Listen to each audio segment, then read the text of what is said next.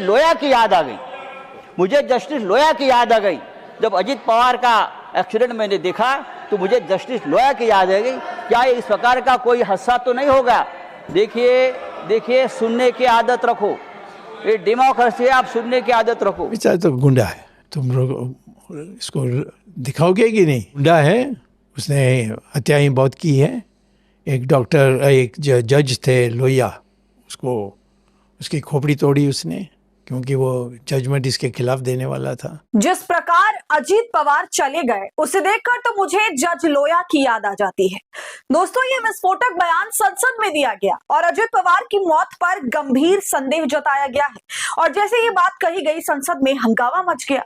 आपको बता दूं कि अजीत पवार का जो प्लेन क्रैश हुआ था उसकी फाइनल रिपोर्ट सामने आई है। दोस्तों, उस रिपोर्ट में क्या कुछ है विस्तार से आपको इस वीडियो में बताऊंगी। साथ ही इस मामले पर संसद में क्या बहस छिड़ी, इतना बड़ा दावा कर दिया गया, उसकी भी चर्चा करेंगे, तो आप कहीं मत जाइएगा, वीडियो को पूरा देखिएगा। नमस्कार, आदाब, आप देख रहे हैं खबर अड्डा और मैं हूं आपके साथ सुम्बुलीरम। दोस्तों, वीडियो शुरू करने से पहले एक छोटी सी अपील, आप हमारी आजाद पत्रकारिता को पसंद करते हैं और चाहते हैं कि हम ऐसे ही सत्ता से सवाल करते रहे, गोदी मीडिया का सच आपको बताते रहे, तो हमें आपसे आर्थिक सपोर्ट की जरूरत है। आप स्क्रीन पर दिए क्यूआर कोड या फिर यूपीआई आईडी के जरिए हमारी मदद कर सकते हैं।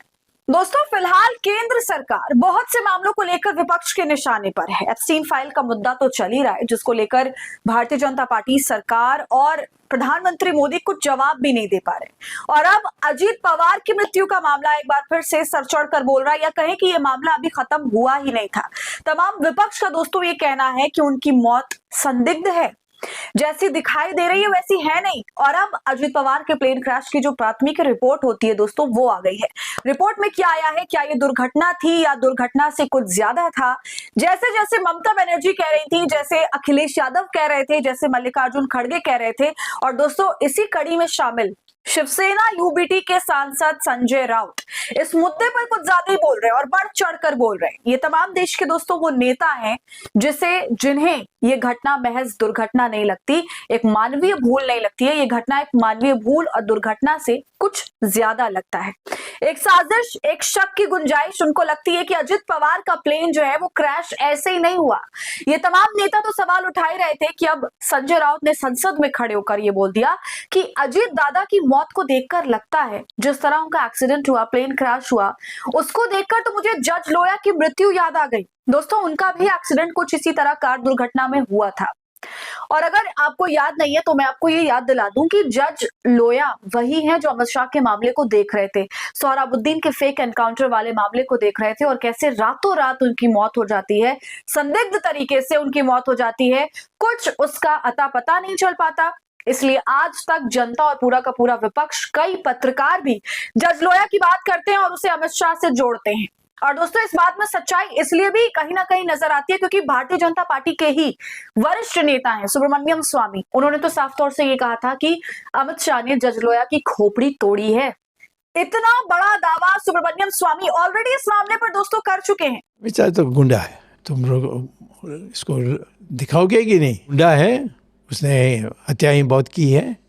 एक डॉक्टर, एक जज थे लोहिया, उसकी खोपड़ी तोड़ी उसने, क्योंकि वो जजमेंट इसके खिलाफ देने वाला था। देखा आपने दोस्तों, सुब्रमण्यम स्वामी ने साफ तौर से कहा कि अमित शाह ने जज लोया की खोपड़ी तोड़ी है। और दोस्तों, जब उनकी मौत हुई थी तो उस वक्त के सारे हालात जो थे वो काफी अजीबोगरीब थे और सब कुछ आनन फानन में हो गया था। यहाँ तक कि उनकी बॉडी को भी परिवार वालों को अस्पताल में देखने नहीं दिया गया और किसी ने उनका शव उनके पैतृक गांव तक पहुंचा दिया था और फैमिली वालों को ये बता दिया गया फोन पर कि वहां पर हैं, आप वहां चले जाओ।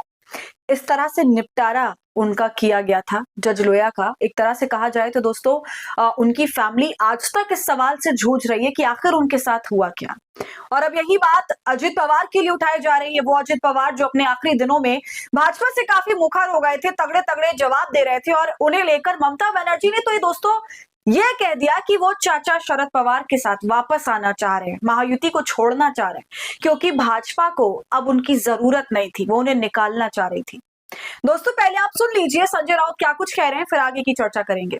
पवार जी की याद आ रही है। फिर हमारे बड़े नेता थे महाराष्ट्र के, आपके साथी भी रहे, हमें आज बहुत सालों से, 3 साल से दुर्भाग्यपूर्ण तरीके से उनकी मौत हो गई। आज भी हम लोग सदमे में है कि ये कैसा हो गया।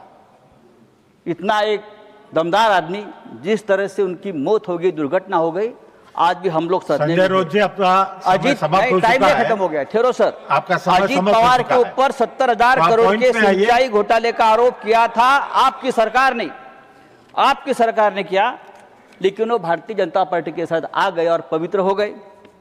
15 जनवरी को अजीत पवार जी ने एक बयान दिया था, 15 जनवरी को अजीत पवार ने बयान दिया था और भारतीय जनता पार्टी को एक जवाब दिया था। आप सब्जेक्ट के बाहर और बोल क्या रहे हैं। कहा था कि अगर आप मुझ आपका पर समय सिंचाई समाप्त हो घोटाले का चुका है आरोप करते और हो, ये विषय नहीं है। सिंचाई घोटाले ये का आरोप विषय करते है। हो, तो सिंचाई घोटाले का पैसा सिर्फ राष्ट्रपति हमने नहीं अभिभाषण खाया के है, ऊपर हो रहा है। भारतीय जनता पार्टी ने भी इस सिंचाई घोटाले में जमकर पैसा खाया है।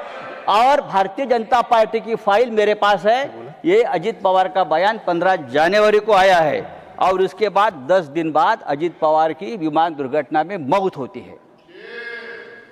देखिए, मैं आरोप नहीं कर रहा हूं, लेकिन ये मौत रहस्यपूर्ण है। आपके ऊपर आरोप किया, फाइल कहाँ है?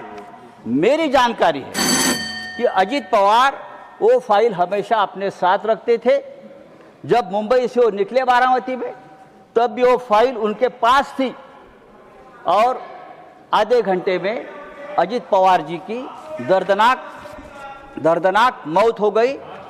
उसकी जांच होनी चाहिए और ये जांच इस तरह से होनी चाहिए, एक इंडिपेंडेंट जुडिशियल इंक्वायरी होनी चाहिए कि ये क्या है। धन्यवाद। एक ये नेता सब्जेक्ट नहीं है। भ्रष्टाचार का आरोप मुझे तो जस्टिस लोया की याद आ गई, मुझे जस्टिस लोया की याद आ गई। जब अजीत पवार का एक्सीडेंट मैंने देखा तो मुझे जस्टिस लोया की याद आ गई। क्या इस प्रकार का कोई हादसा तो नहीं होगा? देखिए, सुनने की आदत रखो, ये डेमोक्रेसी है, आप सुनने की आदत रखो। सर, सुना आपने, संजय राउत साफ तौर से ये कह रहे हैं कि 10 जनवरी को अजीत पवार जी का ये बयान आता है कि भारतीय जनता पार्टी की फाइल, उसके भ्रष्टाचार की फाइल उनके पास है। फिर वो बताते हैं कि इस बयान के कुछ ही दिन बाद विमान दुर्घटना में उनकी मौत हो जाती है। तो इस तरह का बयान देकर उन्होंने मामले को और भी ज्यादा गंभीर कर दिया दोस्तों, और बहुत बड़ा प्रश्न चिन्ह खड़ा कर दिया है। और जिस फाइल की यहाँ पर संजय राउत बात कर रहे हैं ना दोस्तों, हमने इस पर वीडियो भी बनाई थी, आपको बताया था कि कैसे अजित पवार के पास सालों पुरानी एक बड़े भ्रष्टाचार की फाइल है, जिसके अंदर जरूरत से ज्यादा पैसा प्रोजेक्ट्स के नाम पर ऐंठा गया भाजपा की तरफ से। तो दोस्तों, अब आप बताइए कि आप संजय राउत की इन तमाम बातों से कितना इत्तेफाक रखते हैं। जिस तरह उन्होंने अजीत पवार की मौत को जज लोया की मौत से कंपेयर किया है, जोड़ा है उसको, और जिस फाइल की वो बात कर रहे हैं, उस पर आपका क्या कहना है? कमेंट कर हमें जरूर बताएं। वीडियो को लाइक और शेयर कर लें। खबर अड्डा को यूट्यूब पर सब्सक्राइब कर लें।